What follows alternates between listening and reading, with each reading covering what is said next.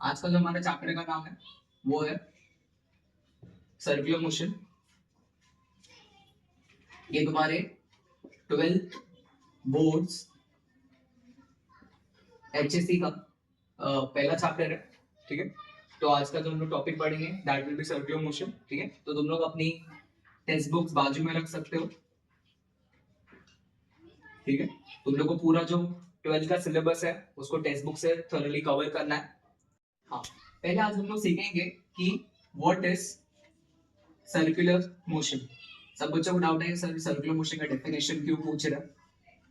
इसका ये मतलब नहीं कि पार्टिकल सर्कल में घूम रहा है।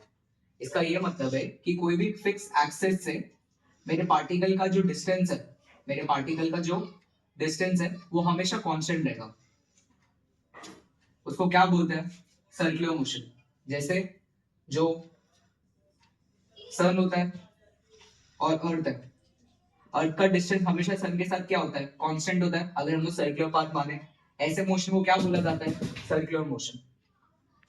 अभी हम लोग पढ़ेंगे kinematics kinematics of circular motion. Kinematics of circular motion. तो यहाँ पे हम लोग अभी क्या क्या चीजें देखेंगे उसकी बात करते हैं। फर्स्ट, पहला हम लोग देखेंगे, इसको बोलते हैं एंगुलर डिस्प्लेसमेंट। पहला देखेंगे एंगुलर डिस्प्लेसमेंट। तब बात करते हैं कि एंगुलर डिस्प्लेसमेंट होता क्या है। जब मेरा पार्टिकल सर्कल में घूमेगा तो इसमें क्या होगा, यहाँ पे जो वो डिस्टेंस कवर करेगा वो एंगल में करेगा। यहाँ पे जो डिस्टेंस कवर करेगा वो किस में करने वाला है? एंगल में। तो इसको क्या बोलेंगे? Angular displacement. इसको क्या बोला जाएगा? Angular displacement. ठीक है, पहला टर्म। उसके बाद जो हम लोग दूसरा टर्म पढ़ेंगे उसको बोलेंगे एंगुलर वेलोसिटी। उसको क्या बोलेंगे? Angular velocity. अब एंगुलर वेलोसिटी की बात करते हैं। अब ये जो पार्टिकल है, सुन, अब ये जो पार्टिकल है वो कितनी तेजी से ये एंगल को कवर कर रहा है। ये जो पार्टिकल है वो कितनी तेजी से ये एंगल को कवर कर रहा है, उसको क्या बोलेंगे? Angular velocity. उसको क्या बोलेंगे? Angular velocity. फिर एक बार, कि मेरा ये जो पार्टिकल है वो कितनी तेजी से ये एंगल को कवर कर रहा है, उसको क्या बोला जाएगा? Angular velocity. उसका रिप्रेजेंटेशन किसके साथ होगा? ओमेगा के साथ। किसके साथ होगा? ओमेगा के साथ। यहाँ पे अभी जो ओमेगा का फॉर्मूला है, यहाँ पे जो ओमेगा देखेंगे उसका मतलब क्या होगा? Rate of change of angular displacement. ये हो जाएगा omega average, rate of change of angular displacement. उसके बाद आएगा ओमेगा इंस्टेंटेनियस। क्या आएगा? Omega instantaneous. इसका मतलब क्या होगा? बहुत छोटे से डी थीटा के लिए, बहुत छोटे से डी थीटा के लिए उसको कितना टाइम लगा कवर करने में, उसको क्या बोलेंगे? Instantaneous angular velocity. उसको क्या बोलेंगे? Instantaneous angular velocity. पहले हम लोगों ने क्या पढ़ा? एंगुलर डिस्प्लेसमेंट, कि मेरा पार्टिकल एंगल्स में कितना घूम रहा है। उसके बाद हम लोगों ने क्या पढ़ा? Angular velocity. एंगुलर वेलोसिटी का एक तो एवरेज होगा delta theta by delta T, और एक होगा instantaneous D theta by D T. अब बात करते हैं इनकी यूनिट्स की। अब बात करते हैं इनकी यूनिट्स की। जो थीटा का यूनिट होगा that will be in radian. जो थीटा का यूनिट होगा वो किस में होगा? रेडियन में। तो ओमेगा का यूनिट क्या हो जाएगा? अगर ये रेडियन में है तो दिस शुड बी रेडियन पर सेकेंड। इसका यूनिट क्या हो जाएगा? रेडियन पर सेकेंड। अब हमें नोट करके दो फॉर्मूले जो याद रखने हैं ओमेगा के। अगर मेरे पार्टिकल ने पूरा एक सर्कल, पूरा एक चक्कर काट लिया, अगर मेरे पार्टिकल ने पूरा एक चक्कर काट लिया तो कितना एंगल कवर करेगा? 2 पाई। और उसको टाइम कितना लगेगा? टी। तो ये फॉर्मूला हम लोग याद रखेंगे। दूसरा फॉर्मूला किसका याद रखेंगे? फ्रीक्वेंसी का। फ्रीक्वेंसी का मतलब होता है 1/t। फ्रीक्वेंसी का मतलब क्या है? कोई चीज कितनी बार हो रही है उसको बोला जाता है फ्रीक्वेंसी। अगर लाइक वन, एक घंटे में अगर एक बस आ रही है तो उसकी फ्रीक्वेंसी 1 होगी। बट अगर उसी एक घंटे में अगर 2 बार बस आ रही है तो क्या फ्रीक्वेंसी डबल होगी? बट अब बस का आने का टाइम कम हो गया ना, अब बस को सिर्फ आधा घंटा लगेगा आने के लिए। इसलिए दोनों क्या होता है? इनवर्सली प्रोपोर्शनल होता है। तो जब फ्रीक्वेंसी बढ़ेगी तो टाइम पीरियड क्या हो जाएगा? कम हो जाएगा। तो यहाँ से ओमेगा का फॉर्मूला क्या आएगा? 2 pi F, where F is the angular frequency, where F is the angular frequency. ठीक है, अब इसके बाद हम लोग पढ़ेंगे थर्ड, जिसको बोलेंगे एंगुलर एक्सेलरेशन। इसको क्या बोलेंगे? Angular acceleration. एंगुलर एक्सेलरेशन का मतलब क्या होगा, अब उसको समझते हैं। इसको डिनोट किससे करेंगे? अल्फा से। अब देखते हैं, यहाँ पे अल्फा का जो फॉर्मूला होगा वो होगा D omega by D T. मेरा पार्टिकल कितना तेजी से सर्कल में रोटेट कर रहा है, उसको क्या बोलेंगे? Angular acceleration alpha. It just like कि जब तुम लोग ये रहता है, फैन देखा है, ये मान लो हमारा फैन है, जब हम लोग फैन को स्टार्ट करते हैं, क्या वो फैन स्लोली स्लोली घूमते घूमते उसकी स्पीड बढ़ती रहती है? मतलब क्या हो रहा है, उसका अल्फा बढ़ते जा रहा है, क्योंकि वो जो रोटेट हो रहा है उसकी स्पीड बढ़ती जा रही है। उसको क्या बोलते हैं? Angular acceleration. इसका नाम क्या रहता है? अल्फा। ठीक है ना? तो ये फॉर्मूला हम लोग याद रखेंगे। इसके बाद इसका यूनिट होगा रेडियंस पर सेकेंड स्क्वायर। इसका यूनिट क्या होगा? रेडियंस पर सेकेंड स्क्वायर। क्या होगा इसका यूनिट? रेडियंस पर सेकेंड स्क्वायर। आफ्टर दैट, अभी we will find the direction of omega and alpha। Direction of omega and alpha. सब बच्चों को मैं रिकमेंड कर रहा हूँ कि अपनी टेक्स्ट बुक खोल के रखिए, जो पहला और सेकंड पेज है उसमें ये सब चीजें बताई गई है। ठीक है, तो तुम लोग को अच्छे से ज्यादा समझ में आएगा। अभी हम लोग देखेंगे डायरेक्शन, मतलब कि सर की जो ओमेगा वो लग का आता है, ओमेगा और अल्फा, तो उसकी बात करते हैं। यहाँ पे हम लोग यूज करेंगे राइट हैंड थंब रूल को। क्या यूज करेंगे? राइट हैंड थंब रूल को। ये तुम अपने स्कूल के टाइम पे दिखा रहेगा मैग्नेटिज्म में। क्या पढ़ेंगे? राइट हैंड थंब रूल को। इसमें क्या होगा, मान लो मेरा पार्टिकल ऐसे घूम रहा है, तो मैं क्या करूंगा, अपने फिंगर्स को पार्टिकल के अलोंग घुमा दूंगा। ये इसको क्या करेंगे? पार्टिकल के अलोंग घुमा देंगे। और हम लोग जब पार्टिकल के अलोंग घुमाएंगे, जो थंब होगा वो मुझे डायरेक्शन किसका दे देगा? ओमेगा का। किसका डायरेक्शन दे देगा? ओमेगा का। फिर एक बार सुनो, हम लोग अपना राइट हैंड लेंगे, पार्टिकल जहां घूम रहा है उसके अलोंग लगा देंगे। जैसे उसके अलोंग लगाएंगे तो थंब किसका डायरेक्शन दे देगा? ओमेगा का। लेकिन सर अल्फा का डायरेक्शन कैसे पता लगेगा? वही दिक्कत है। अगर ये स्पीड अप हो रहा है, मतलब इसकी जो घूमने की रफ्तार है, अगर वो बढ़ रही है, तो यहाँ पे अल्फा और ओमेगा दोनों का डायरेक्शन क्या होगा? सेम होगा। ठीक है, अगर जब वो स्पीड अप हो रहा है तो मतलब अल्फा और ओमेगा का डायरेक्शन क्या होगा? सेम होगा। लेकिन अगर उसी की जगह अगर मान लो कि यहाँ पे जो पार्टिकल है, यहाँ पे इसकी स्पीड क्या हो रही है? डाउन हो रही है। यहाँ पे स्पीड क्या हो रही है इसकी? डाउन हो रही है, मतलब धीरे धीरे घूम रहा है। तो मतलब ओमेगा का डायरेक्शन और अल्फा का डायरेक्शन क्या होगा? अपोजिट होगा। ओमेगा का डायरेक्शन और अल्फा का डायरेक्शन क्या होगा? अपोजिट होगा। इस तरह हम लोग क्या निकालते हैं? Direction of alpha and omega. ठीक है यहाँ तक?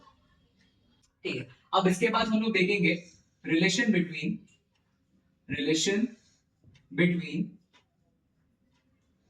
Linear displacement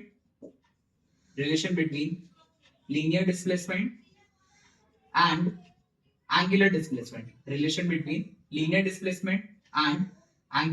displacement. अब इसकी बात करते हैं। ठीक है, relation between linear displacement and angular displacement. तो अभी देखना,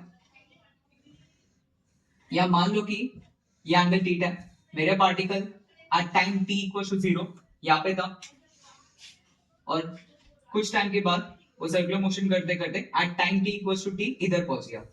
तो ये जो दिख रहा है इसको s लिखेंगे। s का मतलब क्या होगा? लीनियर डिस्प्लेसमेंट, और थीटा का मतलब क्या होगा? Angular displacement. तो यहां से क्या लिख सकते हैं, और जो सर्कल का रेडियस है वो क्या होता है? r। तो ये जो आर्क लेंथ है इसको आर्क लेंथ बोलते हैं। तो s का फॉर्मूला क्या हो जाएगा? r theta. s का फॉर्मूला क्या हो जाएगा? r theta. This is the relation between linear displacement and angular displacement. उसके बाद ये हम लोग याद रखेंगे। उसके बाद ठीक है, अब यहां पे देखेंगे angular velocity and linear velocity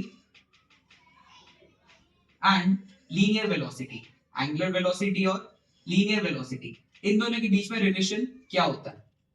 ठीक है, मतलब मेरा जो पार्टिकल है, यहाँ पे पहले समझते हैं कि इसका मतलब क्या हो रहा है। ये मान लो एक वर्टिकल सर्कल है, मेरा पार्टिकल क्या हो रहा है, ऐसे घूम रहा है, मेरा पार्टिकल क्या हो रहा है, इस तरह घूम रहा है। अगर इस तरह घूम रहा है तो इसकी जो लीनियर स्पीड होगी वो कुछ इस तरह होगी। अगर तुमने कभी भी एक धागे से एक पत्थर को बांध के ऐसा घुमाया होगा, कभी भी छोड़ तो ऐसे टैंजेंशनली निकल जाता है, मतलब उसकी जो लीनियर स्पीड है वो अलोंग द टैंजेंट है, ठीक है। और यहाँ पे जो पार्टिकल वो ऐसा ओमेगा से क्या हो रहा है, घूम रहा है। तो अभी हम लोग को v और ओमेगा के बीच में क्या चाहिए, रिलेशन चाहिए। v और ओमेगा के बीच में क्या चाहिए, रिलेशन। तो यहाँ पर आता है, अब काम करते हैं इसको डिफरेंशिएट करते हैं। इसको जब हम लोग डिफरेंशिएट करेंगे तो क्या लिखेंगे, ds बाय dt, टाइम के रिस्पेक्ट में कर रहे हैं ना, ds बाय dt क्या होगा, r d theta by dt, r d theta by dt। तो यहां से क्या ds बाय dt का मतलब क्या होता है, rate of change of displacement. उसका मतलब क्या होगा, v हुआ, हम बाद में वेक्टर्स में इसको देख लेंगे। तो v और d थीटा बाय dt का मतलब क्या होता है, ओमेगा होता है। यहां से रिलेशन क्या आ गया, v is equals to r omega. यहां से रिलेशन क्या आ गया, v is equals to r omega. Clear है यहां तक, ठीक है।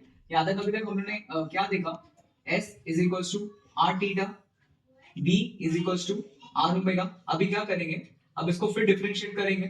फिर डिफरेंशिएट करोगे तो क्या मिलेगा, dv by dt is equals to r d omega by dt, r d omega by dt। dv by dt का मतलब क्या है, rate of change of velocity. Rate of change of velocity का मतलब क्या होगा, एक्सेलरेशन। ये क्या होगा, linear acceleration. r d omega by dt का मतलब क्या होता है, अल्फा। तो ये तीन रिलेशंस हमें अपने दिमाग में रखने हैं आगे के चैप्टर्स के लिए, ठीक है ना। तो हम लोग फाइनली कंक्लूड करेंगे कि हमें मेन चीजें क्या याद रखनी है। तो स्टार्ट करते हैं। यहाँ पे जो भी चीजें लिख रहा हूँ वो मैं लीनियर के लिए लिख रहा हूँ, और यहाँ पे जो भी चीजें लिख रहा हूँ दैट इज फॉर एंगुलर। इसलिए लिख रहे हम लोग इसको एंगुलर के लिए। सो देखना, यहाँ पे हम लोगों ने क्या सीखा, लीनियर में वो s होता है, एंगल में वो थीटा होता है, यहाँ पे वो v होता है, यहाँ पे ओमेगा होता है। इधर एक्सेलरेशन के a डिनोट करते हैं, यहाँ पे वो क्या हो जाता है, अल्फा, ठीक है। उसके बाद क्या अभी हम लोग को थोड़ा सा लेवल का आता है, हाँ, जैसे v is equals to u plus at, when v is the final velocity, u is the initial velocity and a is the acceleration and t is the time।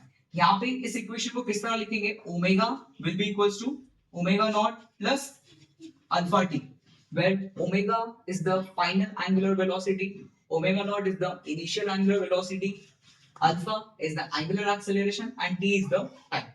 ये होता है। दूसरा इक्वेशन क्या याद रखेंगे, s is equals to ut plus half at square, ये हम सबको पता है। अब s की जगह क्या लिखना है, थीटा।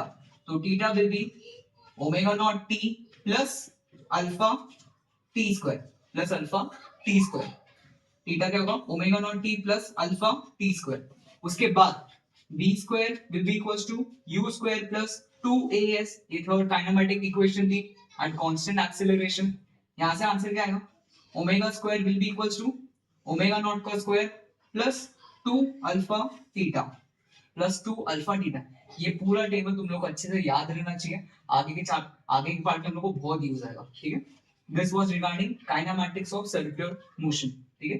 ये तीन फॉर्मूलेस एंड ये सेट्स, ठीक है ना, लिख लो। हमने काइनेमैटिक्स ऑफ सर्कुलर मोशन पढ़ा। अब इसके बाद हम लोग एक बहुत इंपॉर्टेंट टॉपिक पढ़ेंगे जिसको बोलते हैं सेंट्रीपिटल फोर्स। इसको क्या बोलते हैं, सेंट्रीपिटल फोर्स। तो अब इसको समझते थोड़ा सा। अब मैं तुम लोग के सामने कुछ एग्जांपल्स रखूंगा, फिर तुम लोग मुझे बताना कि क्यों जरूरी है।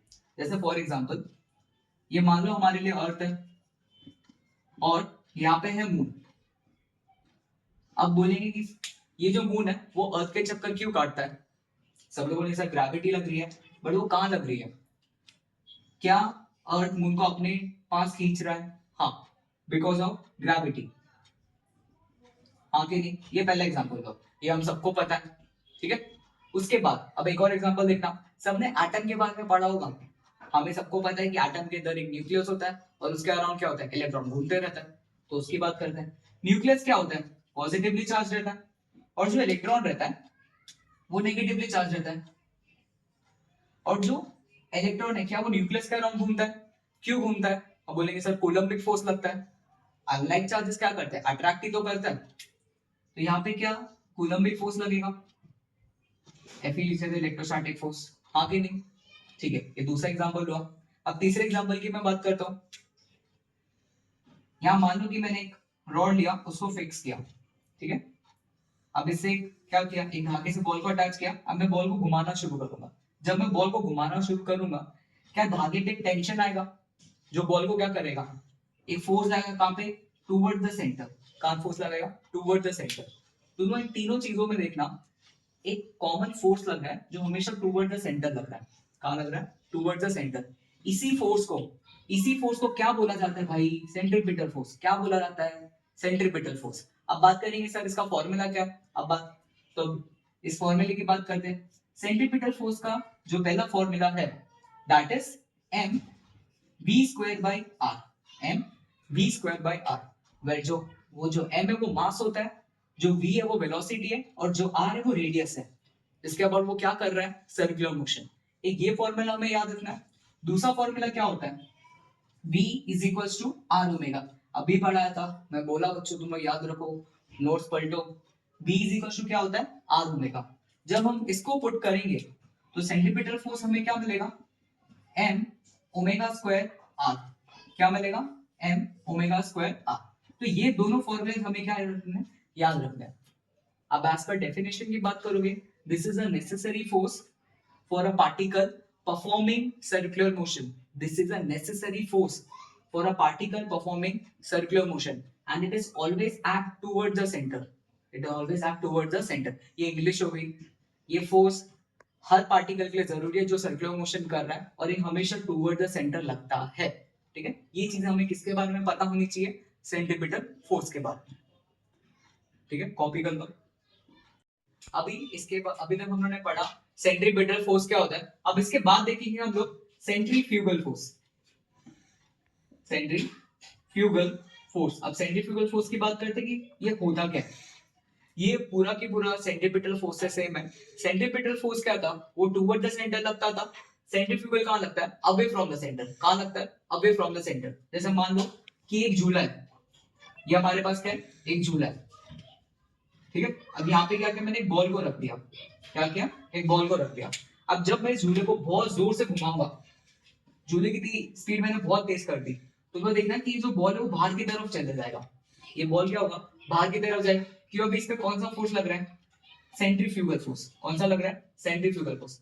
कंफ्यूज नहीं होना, दोनों का दोनों कब कब लगते हैं, सेंट्रीपिटल लगता है टूवर्ड द सेंटर, और सेंट्रीफ्यूगल कहाँ लगता है, अवे फ्रॉम द सेंटर।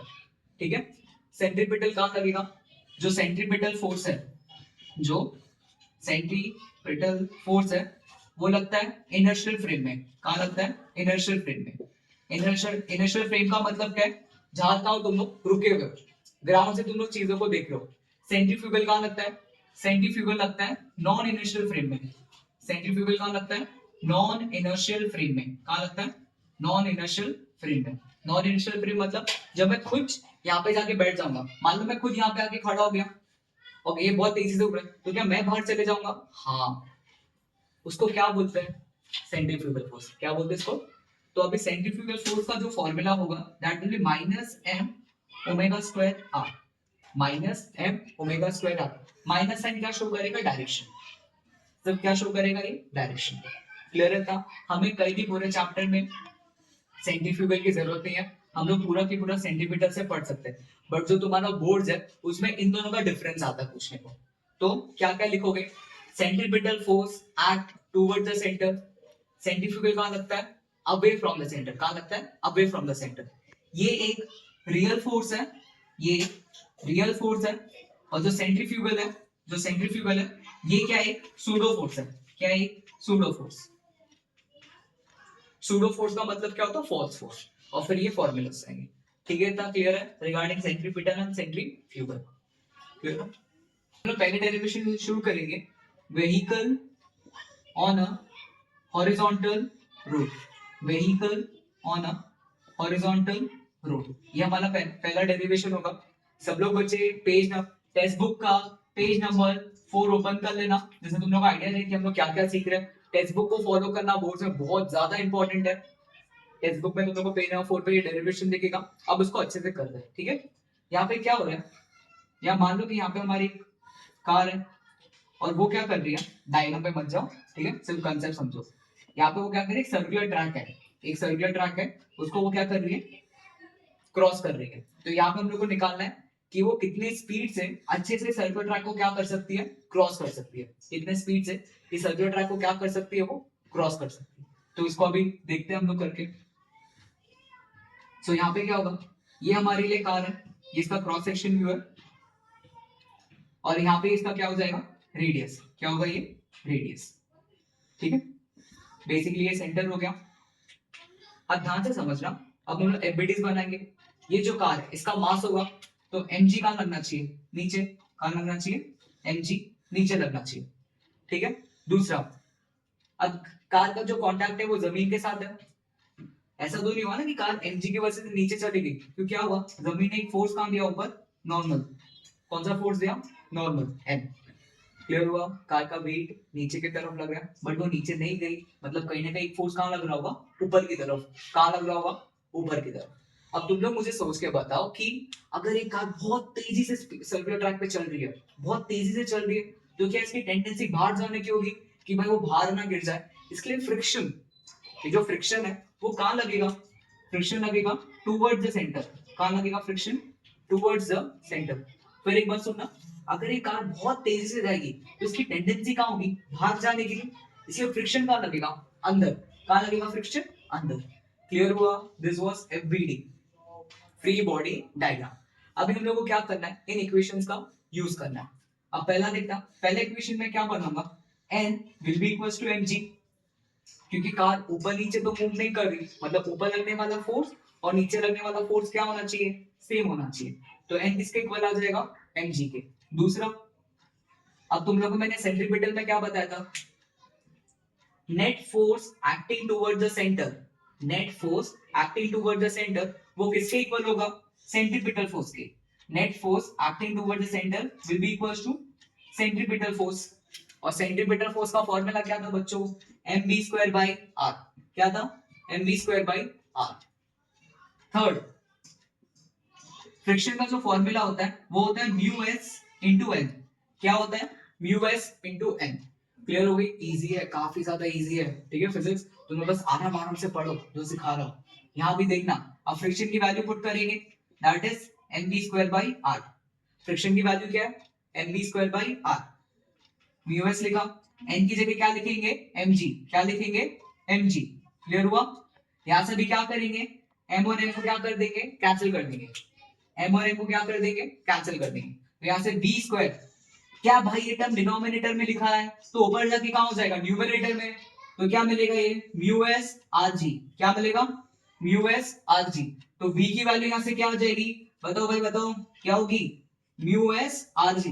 भाई बोलना तो पड़ेगा, फॉर्मूला बोलो, घर पे बैठे हो, बुक सामने रहनी चाहिए, पेन साथ साथ में रहना चाहिए, बोलते बोलते पढ़ो तब आएगा फिजिक्स, ऐसे ही नहीं होगा, ऐसे तुम लोग के 12 में 90% नहीं आएंगे, मेहनत करना पड़ेगा, ठीक है, करो करो। तो ये आ गया फॉर्मूला, ठीक है, पहला derivation, vehicle on a horizontal road. Next derivation पढ़ेंगे, उसको बोलते हैं वेल ऑफ डेथ, क्या बोलते हैं, वेल ऑफ डेथ, मतलब मौत का कुआं। अब बात करते हैं इस डेरिवेशन की, वेल ऑफ डेथ की। अब इसमें क्या होगा, एक मशीन होगी सिलेंडर जैसी, डायग्राम तुम लोगों को टेक्स्ट बुक का ही फॉलो करना है, स्टिक टू टेक्स्ट बुक। अब यहाँ पे क्या है, ये मशीन ऐसे ओमेगा से क्या हो रही है, घूम रही है, बहुत तेजी से क्या कर रही है, ओमेगा से घूम रही है। अब क्या है, अभी जो मेरी बॉडी को ऐसे लगी रहेगी यहाँ पे, क्योंकि ये जो है वो ऐसे करके घूम रही है, तो ये बॉडी क्या हो जाएगी, पीछे स्टिक हो जाएगी, फील आ रही है, ये जो बॉडी वो पीछे स्टिक हो जाएगी। अभी हम लोग क्या लिखना है, एफबीडी, फ्री बॉडी डायग्राम। या फर्स्ट क्या होगा, जो mg है वो नीचे की तरफ लगेगा, हाँ भाई बॉडी का वेट है वो तो नीचे की तरफ लगना चाहिए। अब तुम लोग सोच के बताओ, अगर ये बॉडी अपने वेट से नीचे की तरफ जाएगी तो फ्रिक्शन कहाँ लगना चाहिए, फ्रिक्शन हमेशा कहाँ लगता है, उल्टा काम करता है वो, तो फ्रिक्शन कहाँ लगना चाहिए भाई, ऊपर लगना चाहिए, कहाँ लगना चाहिए, ऊपर। फ्रिक्शन कहाँ लगना चाहिए भाई, ऊपर लगना चाहिए। क्लियर है ना। अब बात करें, अब यहाँ पे जो बॉडी को ऐसे कांटेक्ट में, वर्टिकल में कांटेक्ट में ना, तो नॉर्मल फोर्स कहाँ लगना चाहिए, towards the centre, normal force कहाँ लगना चाहिए, towards the centre, normal force कहाँ लगना चाहिए, टुवर्ड द सेंटर। क्लियर हो गया होगा। ये बॉडी का जो वेट है वो नीचे की तरफ लग रहा है, फ्रिक्शन कहाँ लग रहा है, ऊपर, जो नॉर्मल है वो कहाँ लग रहा है, टूवर्ड्स द सेंटर। हम लोग लिमिटिंग केस की बात कर रहे हैं तो उसको लिखेंगे, पहला इक्वेशन क्या लिखेंगे, जो फ्रिक्शन है वो किसके इक्वल होगा, mg के। ये लिमिटिंग केस की बात कर रहे हैं कि यहाँ पे बॉडी ऊपर नीचे मूव नहीं कर रही है, तो फ्रिक्शन किसके बराबर होगा, mg के। किसके बराबर होगा, mg। अब net force acting toward the centre, तुम लोगों को क्या सिखा है, जो भी फोर्स सेंटर के टुवर्ड्स लग रहा है, जो भी फोर्स सेंटर के टुवर्ड्स लग रहा है उसको किसके इक्वल रख देना, सेंट्रीपिटल फोर्स के। किसके इक्वल रख देना, सेंट्रीपिटल फोर्स के। याद करो, बोलो खुद से कि हाँ भाई सर दिख रहा है हमें, हाँ फ्रिक्शन ऊपर लग रहा है, mg नीचे लग रहा है, जो नॉर्मल है वो कहाँ लग रहा है, टुवर्ड्स द सेंटर, तो ये किसके इक्वल होगा, mv²r के। तीसरा, फ्रिक्शन का फॉर्मूला क्या होता है, म्यू एस इंटू एन। क्या होता है, म्यू एस इंटू एन। अभी क्या रह गया हमारा, इन सब वैल्यूज को पुटअप करना है। क्या करना है, इन सारी वैल्यूज को पुटअप करना है। फ्रिक्शन की वैल्यू क्या है, एम जी, क्या है, एम जी। फिर म्यू एस, एन की वैल्यू क्या है, M V square by R. N की वैल्यू क्या है, M V square by R. M और एम कैंसिल हो जाएगा, यहाँ से वी स्क्वायर क्या मिलेगा, ये देखो ध्यान से, ये जो आर का टर्म है ऊपर मल्टीप्लाई हो जाएगा और जो म्यू एस का टर्म है वो क्या हो जाएगा, डिवाइड। तो क्या मिलेगा, R G by mu S. क्या मिलेगा, R G by mu S. क्या मिला, R G by mu S. यहां से क्या कर सकते हैं, बी को क्या लिखेंगे, अंडर रूट में R G by mu S. क्या लिखेंगे, अंडर रूट में R G by mu S. मतलब इतनी तो मिनिमम स्पीड होनी ही चाहिए for the circular motion. Clear हो गया होगा बेल ऑफ डेथ, ठीक है, कि अगर इस बॉडी को अगर मुझे यहाँ पे स्टेशनरी करके रखना है तो इसको इतनी स्पीड से तो घुमाना ही पड़ेगा। फिर एक बार समझेंगे कि फ्रिक्शन mg के इक्वल है, normal force acting toward the centre that is mv square by r। इन सब वैल्यूज को पुट अप किया और इसकी वैल्यू निकाली, ठीक है इतना।